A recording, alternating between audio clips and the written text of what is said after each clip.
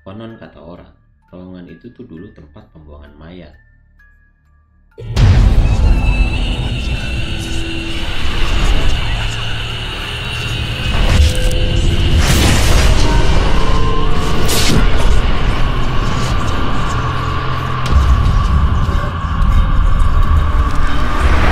Kali ini gue akan menceritakan tentang pengalaman horor gue sewaktu gue melewati terowongan kecil yang ada di kampung rambutan.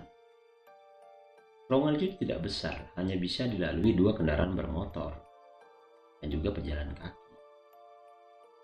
Konon kata orang, terowongan itu tuh dulu tempat pembuangan mayat. Karena memang terowongan itu gelap saat itu, tidak ada lampu. Memang sering dipasangi lampu, akan tetapi sering hilang. Waktu itu tuh tahun 2008, gue pulang dari tempat teman gue jam 11 malam.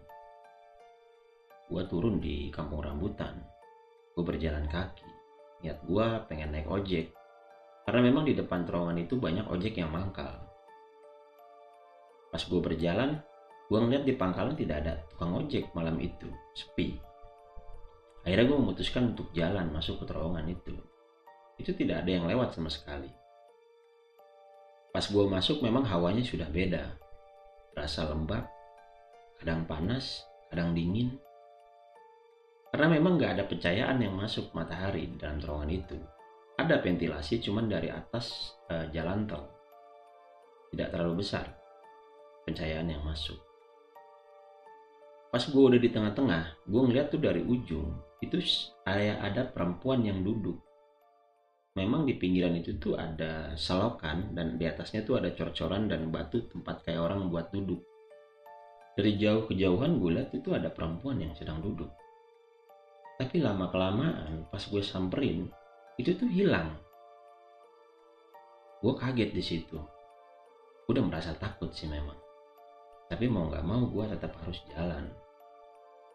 Pas gue keluar dari terowongan itu, memang ada 2 jalan.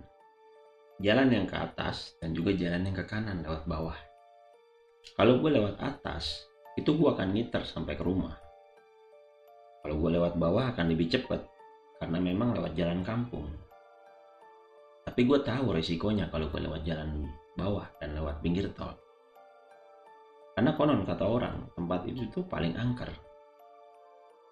Ada rumah kosong yang memang gak dihuni, itu udah hancur. Dan di situ ada anjing hitam. Gak jauh dari gua nanjak sedikit. Pas sudah mau masuk ke perkampungan. Nah, waktu itu pas gua jalan ke kanan, itu tuh gue lihat dari kejauhan, itu tuh kayak ada satu keluarga. Kayak ada bapak dan ibu-ibu sama kedua anaknya. Duduk nyender di tembok tol itu. Gue perhatiin dari jauh, cuma mereka gak bicara apapun, hanya diam saja. Akhirnya gue melewatinya, tapi gue gak naruh curiga karena gue pikir kayak orang biasa.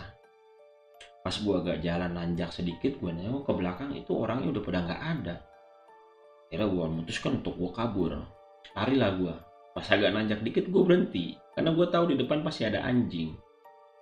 Dan itu ada rumah kosong yang angker. Situ keadaan gue lagi takut sangat luar biasa itu. Tapi gue memutuskan tetap jalan pelan-pelan. Pelan-pelan gue ngeliat tuh ada anjingnya memang pas di depan pagar. Dan itu gue gak berani menoleh ke dia. Gue tetap jalan pelan-pelan. Akhirnya gue sampai ke rumah.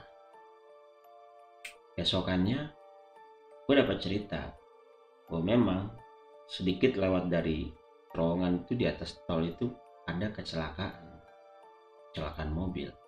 Satu keluarga itu meninggal semua. Dan gue berpikir, apa jangan-jangan yang gue temuin semalam itu keluarga yang meninggal di situ karena kecelakaan. Walau alam sih. Itulah pengalaman pribadi gue waktu gue melewati terowongan kecil di kampung rambutan.